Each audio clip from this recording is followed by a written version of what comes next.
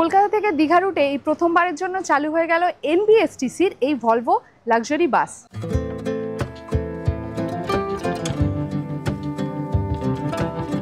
Weekdays হোক বা weekend, season হোক বা অফ সিজন, এই বাসের ভাড়া কিন্তু একদম ফিক্সড। তো এই আমাদের ট্যাগ লেগে যাচ্ছে, এটারই কাউন্টার পার্ট একটা। তোমরা যখন ধর্মতলা বাস স্ট্যান্ডে চলে যাবে তখন এইগুলো দেখালে আবার লাগেজগুলো পেয়ে যাবে। এই হচ্ছে কাউন্টার। তোমরা যদি অনলাইনে না টিকিট কাটো, অফলাইনেও কিন্তু এখান থেকে তোমরা এসে টিকিট কাটতে পারবে। এটাকে পুশ করলে তোমরা একদম এরকম ভাবে পুরোপুরি শুয়ে যেতে পারবে, রীতিমতো শুয়ে যেতে পারবে। হ্যাঁ।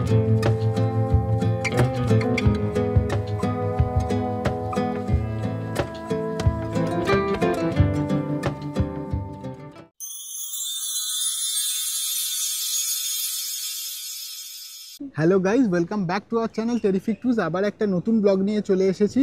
এবারের মতো দীঘা ট্যুর আমাদের শেষ। আমরা এখন চলে এসেছি দীঘা বাস স্ট্যান্ড। দেখতেই পাচ্ছ পাশে এনবিএসটিসির বাস রয়েছে, এ পাশে রয়েছে এসবিএসটিসির বাস।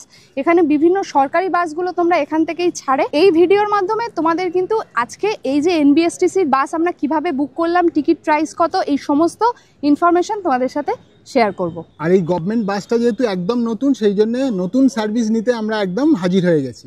তো এনবিএসটিসির এই যে বাস রয়েছে দীঘার ডিপোতে, এই হচ্ছে কাউন্টার। তোমরা যদি অনলাইনে না টিকিট কাটো, অফলাইনেও কিন্তু এখান থেকে তোমরা এসে টিকিট কাটতে পারবে।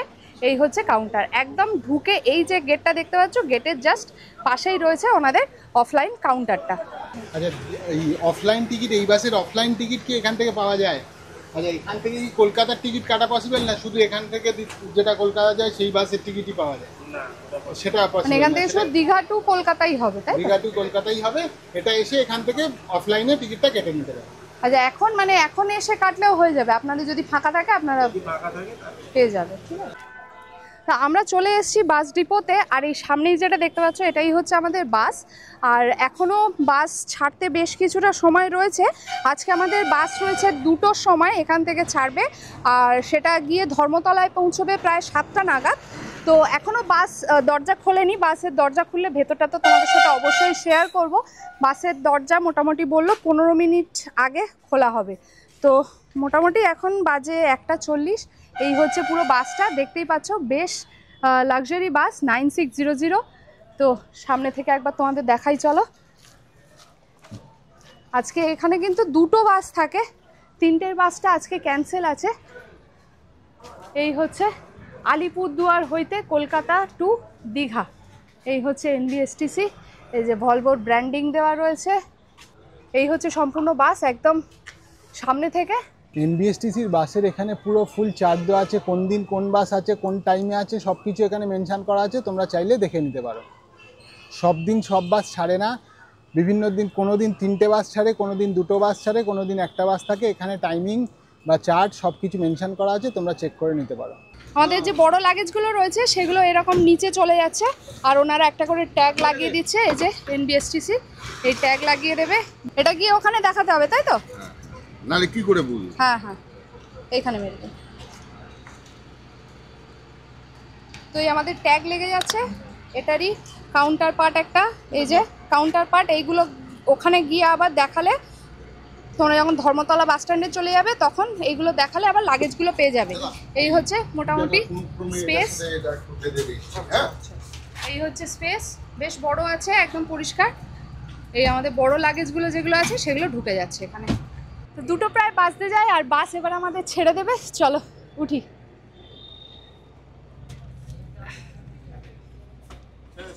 বাসে উঠে প্রথমে পেয়ে যাবে ড্রাইভার কেবিন, তারপরে থেকেই সিটিং শুরু হয়ে যাচ্ছে। সিটিং 2:2 এতে সিট আছে, যথেষ্ট কমফোর্টেবল সিট। আর এখানে কি কি ফিচার আছে বলে দাও। তো এখানে আমরা একদম প্রায় প্রথমে সিটগুলোই পেয়ে গেছি, আর বাস মনে হচ্ছে ফাঁকাই যাবে। যাই হোক, এবার কি কি ফেসিলিটি আছে বলে দিই। সিট কিন্তু যথেষ্ট কমফোর্টেবল, আর এখানে একটা করে দেখছো ব্ল্যাঙ্কেট দেওয়া আছে, আমারও একটা দেওয়া আছে, দেবাশিসেরও একটা দেওয়া, প্রত্যেকেরই একটা করে ব্ল্যাঙ্কেট তোমরা পাবে। আর এখানে রয়েছে এরকম হ্যান্ড গ্রিপ রয়েছে, এখানে বটল হোল্ডার রয়েছে এই জায়গাটাতে। নিচে এখানে পেপার বা ম্যাগাজিন কিছু যদি রাখা হয় এই জায়গাটা পেয়ে যাবে। আর এখানে রয়েছে ফুট রেস্ট, লেগ স্পেস কিন্তু যথেষ্ট ভালো। উপরের দিকে রয়েছে এসি ভেন্ট, লাইট পেয়ে যাবে। আরেকটা জিনিস যেটা এখানে আছে, টাইমার রয়েছে এখানটায়, আর সামনে রয়েছে একটা এলইডি স্ক্রিন রয়েছে। এখানে এরকম হ্যান্ড রেস্ট পেয়ে যাবে, এইগুলো হ্যান্ড রেস্ট রয়েছে। হ্যান্ড রেস্টের তলায় রয়েছে এখানে ইউএসবি, আর এখানে রয়েছে টাইপ সি চার্জিং এর পোর্ট রয়েছে।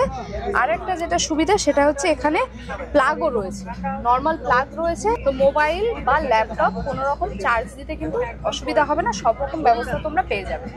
লাগেজ রাখার জন্য স্পেস রয়েছে, জায়গাটা একটু ছোট, ওখানে তোমরা তোমাদের যা ছোট ব্যাগেজ আছে সেগুলো রাখতে পারো, আর বড় যা ব্যাগেজ আছে সেগুলো কিন্তু নিচে রাখতে হবে, রেখে টোকেন কালেক্ট করতে হবে। CCTV facility plus fire alarm সব কিছু ফেসিলিটি এতে রয়েছে। ঠিক 2টোই বাজে আর বাস ছেড়ে দিল আমাদের। আর এবার দেখার পালা যে কলকাতায় গিয়ে আমরা কখন পৌঁছই। একদম রাইট টাইম হলে 7টায় গিয়ে ঢোকার কথা ধর্মতলাতে। তাহলে চলো দীঘা থেকে কলকাতার বাস জার্নি এনবিএসটিসির এই লাক্সারি 9600 এই যে বাস জার্নি রয়েছে শুরু করা যাক। বাসের সিটগুলো তো তোমাদের আগেই বললাম যে যথেষ্ট কমফোর্টেবল, আর এটা কিন্তু পুশ ব্যাক সিট।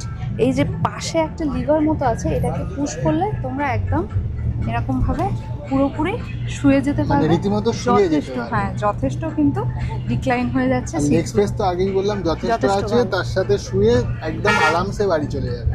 বাস তো টাইম অনুযায়ী ছেড়ে দিয়েছে, ছেড়ে এই দীঘা বাইপাস দিয়ে গিয়ে এখন মেন রোডটা গিয়ে ধরবে।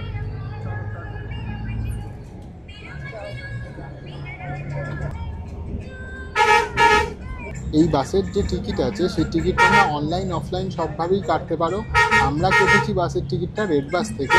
আর এই যে বাসের টিকিট প্রাইস কিন্তু আর 5টা যে বাস রয়েছে সেটা কলকাতা থেকে যে কোনো রুটের বলো, শিলিগুড়ি বলো বা পুরী বলো বা দীঘা বলো, যে বাসগুলো আমরা চড়ে থাকি সেই বাসগুলোর টিকিট প্রাইস থাকে ডাইনামিক, মানে সিজন অফ সিজন বা উইকডেজ উইকেন্ডে ওঠানামা করে।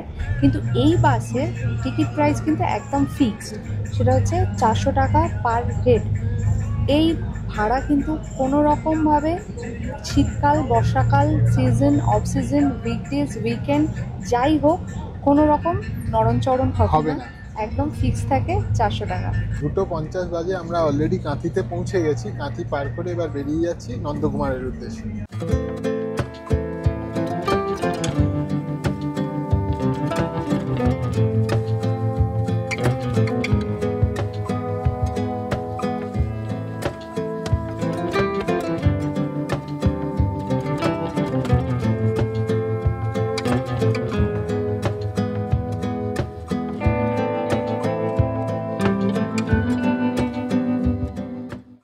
টাইম আপডেট প্রায় 4টে বাজে, আর আমরা 2 ঘন্টা জার্নি করে ক্রস করে গেলাম নন্দকুমার। এবার সোজা চলে যাব কোলাঘাটের দিকে।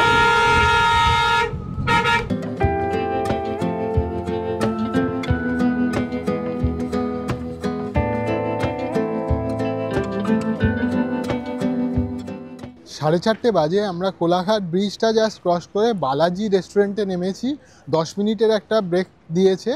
10 মিনিটের ব্রেকের মধ্যে টয়লেট করতে হবে, প্লাস খাওয়া দাওয়া যা কিছু যেটুকুনি যা করার সব কিছু করে আবার চলে আসতে হবে বাসের কাছে।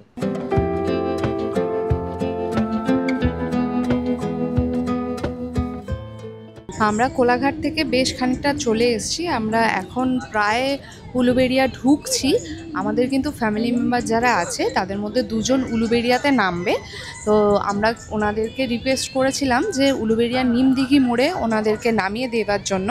তো ওনারা কিন্তু সেই জিনিসটা কোঅপারেট করেছে। তো তোমাদেরও যদি এরকম অন্য কোনো ড্রপিং পয়েন্ট থাকে তোমরা ওনাদের কাছে রিকোয়েস্ট করলে ওনারা কিন্তু সেই জায়গাতে তোমাদের নামিয়ে দেবে। টাটা।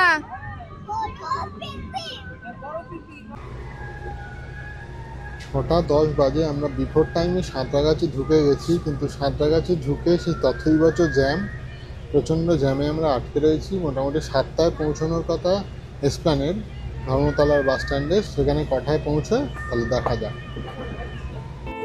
বৃষ্টিস্নাত শহর কলকাতা সবে সবে রাতের অন্ধকারে ডুবতে শুরু করেছে। দূরে দেখা যাচ্ছে হাওড়া ব্রিজ, ইডেন গার্ডেন আর অবশ্যই গঙ্গা নদী। আর এই সব কিছু মিলিয়েই শহর কলকাতা যেন চিরতরুণ।